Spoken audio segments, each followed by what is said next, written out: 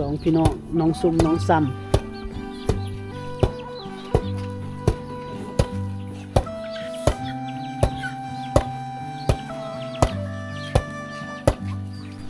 ปินหนามมาเนี่ย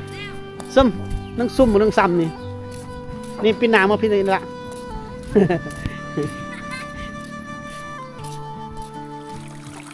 สู่ชีวิตเป็นสู่ชีวิตล้านหน่อยเป็นลำ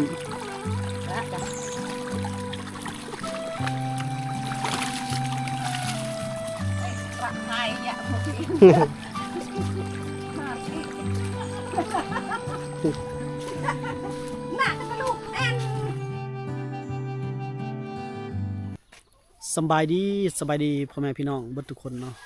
ยินดีต้อนรับเข้าสู่ช่องบ่าวจอยเนาะเราเดินทางเข้าสู่ชนบทตำสมแล้วก็พบกับลานน้อยเพิ่นอยู่ด้านหลังเฮานี่กำลังตำเขาอยู่เนาะกำลังตำเขาจะเข้าไปสอบถามน้องๆเพิ่นเนาะเก็บภาพบรรยากาศให้น้องๆเพิ่นโอเคเข้าไปหาน้องเพิ่นเลย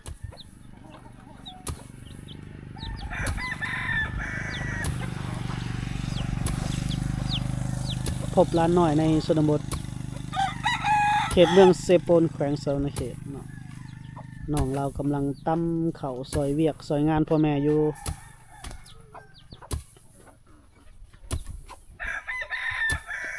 น้องน้อยหรือว่าล้านน้อยในชนบทนี่เขาเจ้าจะช่วยงานพ่อแม่ได้หลายอย่างเนาะบอกว่าจะเป็นตักน้ำตำเขานึ่งเขา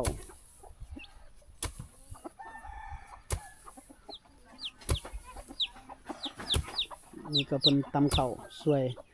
แม่น้องมื้อนี้เป็นวันเสาร์แน่น้องเพิ่นบ่ได้ไปโรงเรียนเจ้าซื้อหยังล่ะน้องหยังเกาะ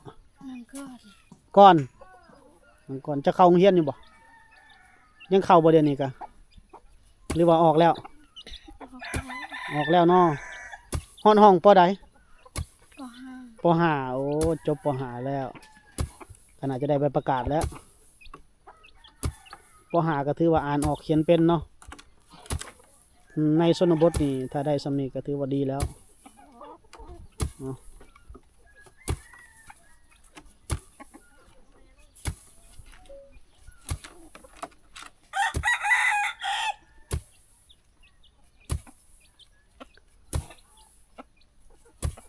เฮือนเจ้าจะคนล่ะ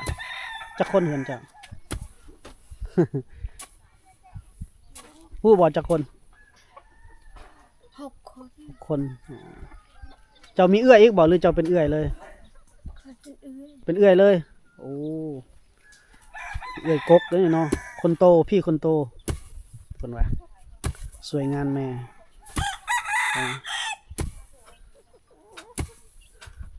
อันนี้เฮือนเพิ่นล่ะทุกคน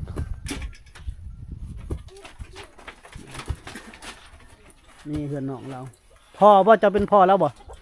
แม่นเพิ่นลายอยู่ทางคนโอ้ ฮัลโหลอันนี้มองนี่มาตำเข้าอ๋อลานเจ้าเนาะพุ่นบ่เฮือนเราตัวนั้นบ่หรือตัวพุ่นตัวพุ่นเนาะอ๋อลังพุ่น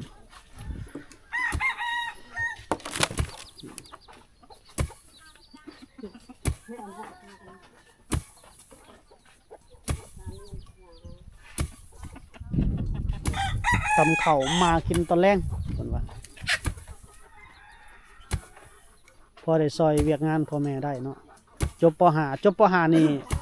ในชนบทก็ถือว่าดีหลายแล้วเพราะว่าจะบ่ได้เป็นคนกึกอ่านออกเขียนเป็นสามารถคิดไล่ได้เนาะบวกลบคูณหารเล็กๆน้อยๆได้สามารถว่าอีกนึงว่าไปหับจ้างก็สามารถทอนเงินเขาเจ้าได้แม่บ่จะเป็นแม่บ่อ๋ออันนี้แม่เพิ่นโอ้ระวังอันนี้บาดมือได้หรอระวังอันนี้บาดมือนะตัวนี้ตาดนี่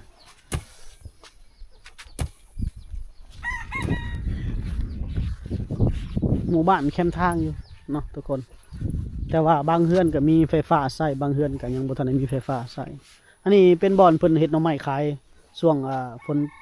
หน้าฝนที่ผ่านมาเนาะพี่น้องเผ่าชนเผ่าบรูชนเผ่าตรีเขตเมืองเซโปนนี่ก็จะเพิ่นก็จะค่อนข้างจะมีวิถีชีวิตแบบ ดังเดิมนี่ก็เฮือนพี่น้องเพิ่นนี่เฮือนแม่น้องเพิ่นผู้ตำเขาเมื่อกี้นี่จักน้องยังเขาก็ลืมเลยซื้อเรามืดฝนโอ้มีแม่มาลูกอ่อนมีม้าลูกมีแม่ม้าแม่ลูกอ่อนอีกเนาะบ่กล้าเข้าไปได้เขาก็ย่านเนาะ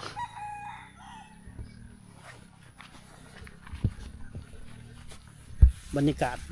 ตามชนบทเอาพอได้พาทำส้มพาเลาะพาส้มพาเที่ยวอยู่เนาะช่วงนี้ก็เป็นปลายฝนต้นหนาวละพี่น้องเอ้ย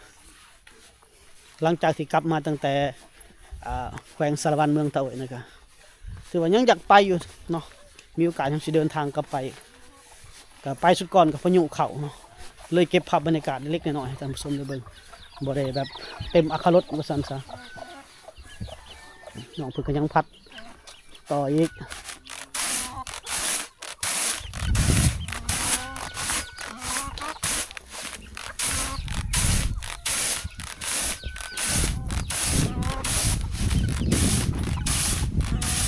ร้านน้อยในชนบทนี่เป็นเบิดผัดเขาวผัดน้ำ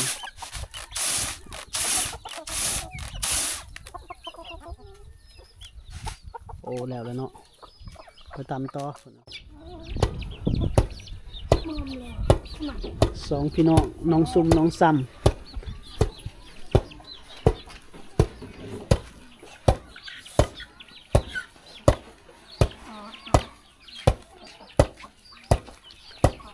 ง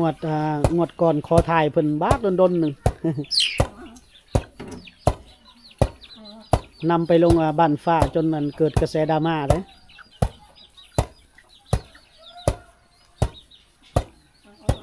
สองพี่น้องสุ่มกับซ้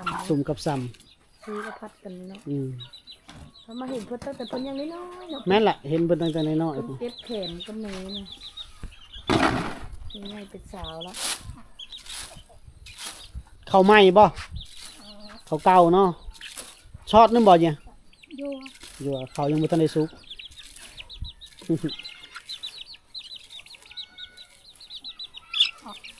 อยากถ่ายน้องเพิ่นตั้งแต่ปี2 ปีหลังพยายามถ่ายเพิ่นนะ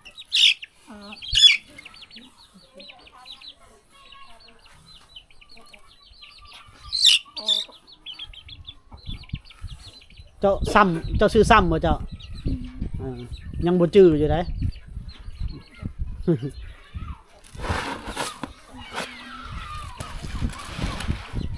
ตะบุญอุ้มบ่บ่ได้อุ้มซ้ำ คือบ่อุ้มให้เบิ่งแน่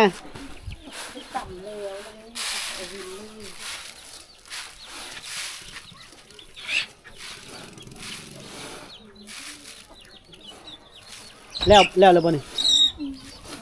แล้วแล้ว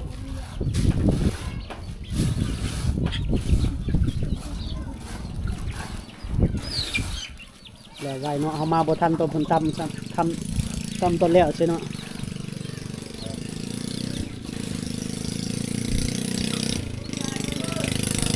เมื่อบ่มานี่เมื่อเฮือนเพิ่นก่อนโอ้นุ่งสินงามมาเลยมื้อนี้ปินหน้ามาเนี่ยซึมนั่งซุ่มบ่นั่งซ้ำนี่ปินหน้ามาพี่ละ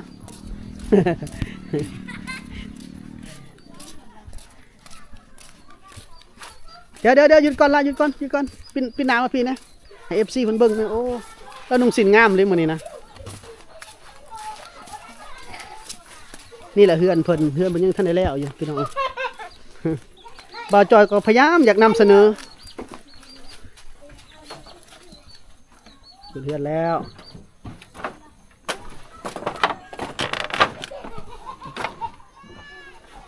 เพื่อนเพิ่นมืดเลยพี่น้อง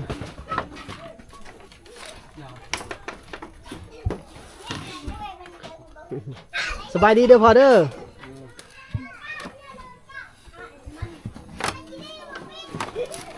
เอาไปใช้อีกบ้านี้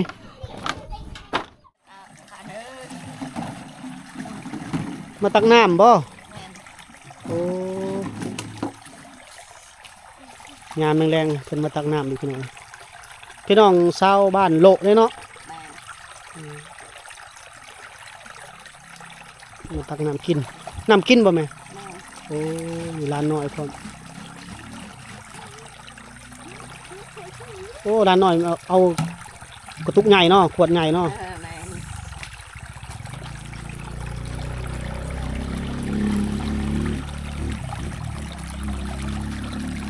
น้ำใสทำไมเนาะ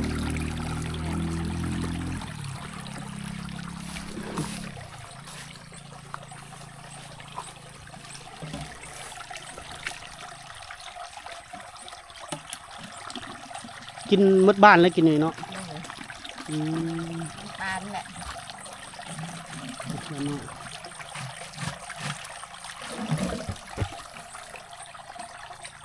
นี่ก็ตักอยู่นี่ตักแล้วก็อองเมื่อแบกเมื่อเนาะ แม่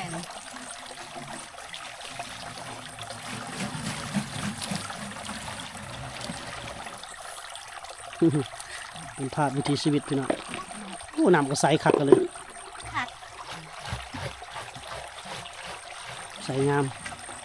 เนาะเพิ่นบ่เฮ็ดหลังคาเนาะบ่มุงก็ได้เนาะเนี่ยเนาะ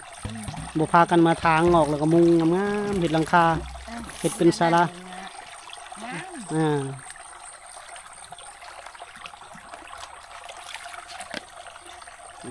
ลงไปตักเลย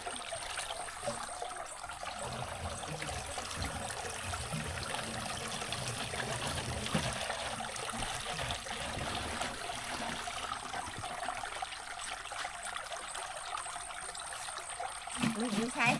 โอ้ลูกมาแต่เซโปนจ้ะ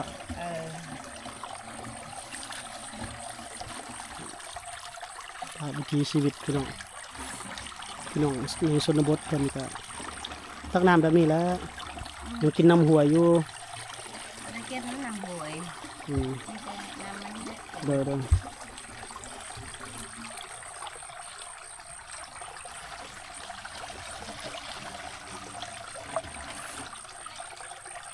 น้ำหวยกับบ้าชะ โดยอันนี้น้ำหลอดพื้นเนาะบ่แม่นน้ำห้วยเนาะ แม่น น้ำออกบ่อ เออ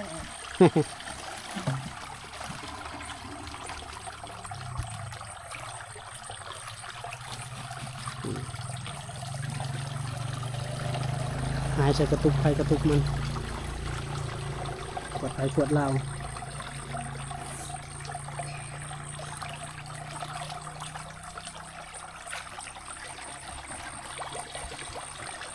ดนเติบเพื่อสิตักเต็มอยู่เนาะ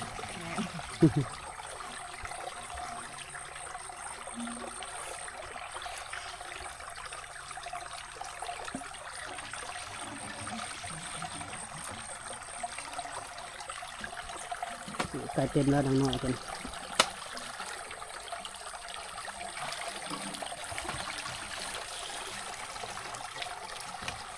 เดือน4เดือน5กันยังมีบ่น้ำนี่ เดือนห้ามัน แห้ง เดียวเลย แห้งเลยเนาะ แห้ง โอ้ แห้งก็ไปไกลอีกได้ โอ้ไปเอาบนไม้อีกเด้อ เนี่ยอยู่ใกล้ๆอันนี้ก็ได้ อืม ก็บ้านฮอดบ้านตะกอนนั่นแหละ โดย ไปตัก ย้ายไปบ้านใหม่อีก มันบ่มีน้ำในลูกเอ้ย บ่มีแหล่งน้ำแบบเป็นถาวรเนาะ แม่นนะ บ่มีแหล่งน้ำแบบที่กินถาวรตลอดเลย บ่มี น้ำบาดาลบ่ได้กินเนาะ บ่ อืม ธรรมดาบ่ได้กิน มีแต่อาบเนาะ มีแต่อาบมีแต่เฮ็ดกิน โดยต้อ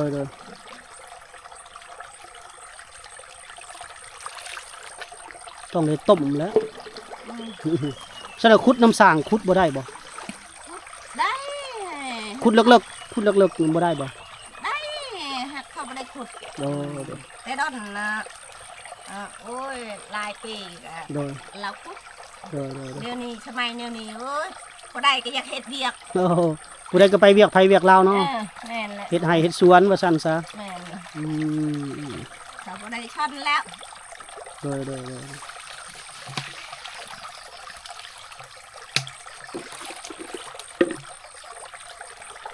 ะพี่น้องเขาเมืองกองพี่น้องเมือง10เมืองนองแขวงสวรรณเขตเนาะ แม่น นี่เต็มแล้วนางน้อยเพิ่นเฮ็ดได้มึงบัดนี้แบกเมื่อบ่หรืออองเมื่อ อ่องแล้ว ร้านเจ้าบ่แม่เฒ่า แม่น โ โอ้ ร้านกะตางเฮือน โดยใส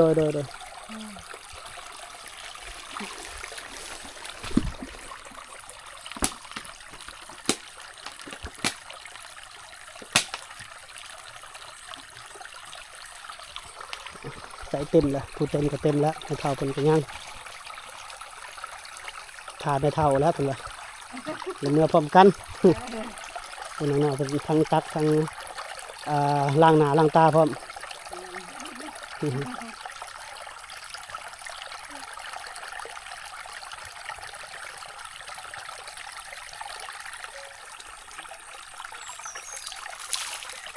ทั้งกินทั้งอาบก็อาบอยู่นี่บ่หรือว่าเขาอาบอยู่นอกนี่ อยู่นะ โดย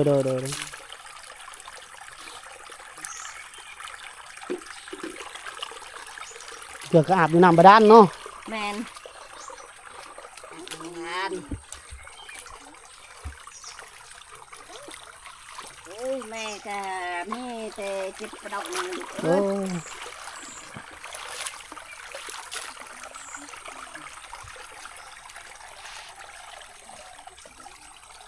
เตรียมแล้วบาดนี่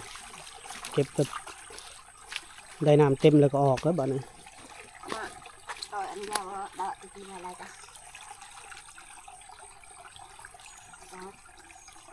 ต่อยนี่ไงจ้ะ ลานน้อยเป็นกายัดใส่กระสอบอ้องเอาจะบ่หนักเลย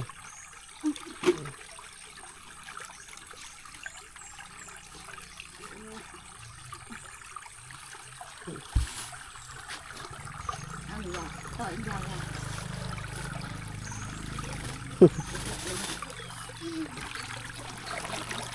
ให้หมูเฮ็ดให้หมูซอยละให้จับกล้องอยู่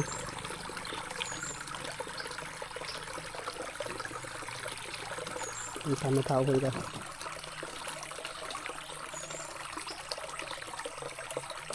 ต่อยยังแค่นะมั้ยละพอละ นางน้อยเพิ่นเอาใส่ซอยนี่ซอยเรานี่เพิ่นเราเขาไว้ เอามาเอ้ยช่วยจ้ะ น่าจะได้10 ลิตรถังตรงนี้ จังหวะละได้เนาะ ได้10 ลิตร ทุกเราถึงเห็นดุ โดยสู่ชีวิต อืม เป็นสู่ชีวิตหลานน้อยเพิ่นล ละจ้ะ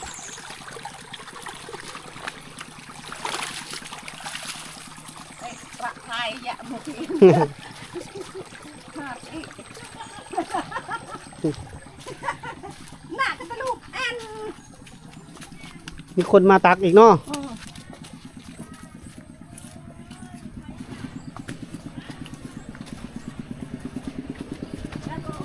มืดเนาะทางลงมา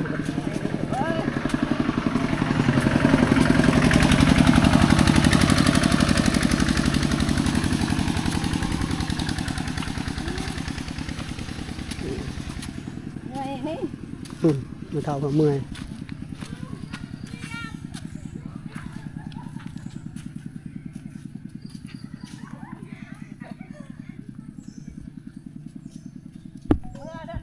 โดยนี่แหละพี่น้องภาพวิถีชีวิตของพี่น้องเผ่ามังกรมาตามชนบท